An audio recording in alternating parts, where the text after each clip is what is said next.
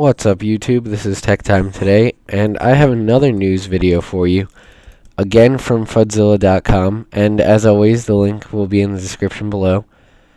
They have supposedly pictured the Asus GTX 560 Ti 448 core, and for those of you that don't know, this is the new updated version of the GTX 560 Ti, and if you don't know, the GTX 560 Ti was based on like its own sub-architecture of the 500 series architecture. It was less cores, but it could get higher clocks, things like that.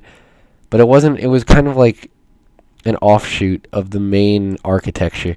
In this case, it will be based off of the main architecture. It will be basically a cut-down GTX 570. So it'll be a little different in that regard.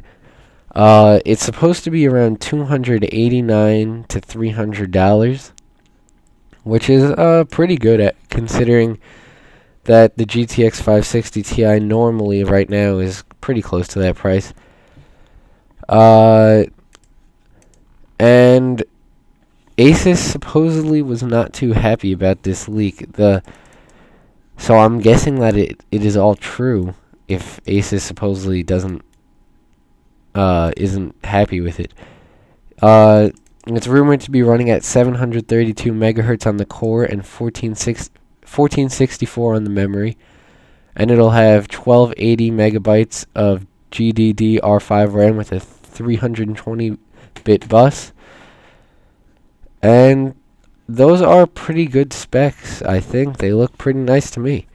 A little bit cut down from 570. Hopefully you'll be able to unlock it like we saw with the 6950, which is pretty nice. Pretty much all of them unlocked to 6970s, and I know that's AMD, but there's always a chance that you can unlock it. When a company is just cutting down on the cores, they sometimes don't cut the cores off the silicon completely, they just disable them.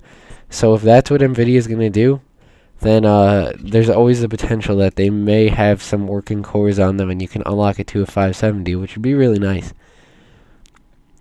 And right now I'm looking on Newegg to see what their prices are for the GTX 560 Ti. We got, for a 1 gigabyte GTX 560 Ti, the highest rated is $250 from EVGA. So going from $250 to $289 is a little bit of a jump, so hopefully that jump in price can be justified by an equal jump in performance. The clocks also went down a little bit, going from 822 to 732 and 1645 to 1464. So hopefully the improved architecture and the extra little bit of RAM will help it overcome that clock deficit. Alright guys, so thanks for watching. Look out for some more videos over the next day or so, and don't forget to subscribe.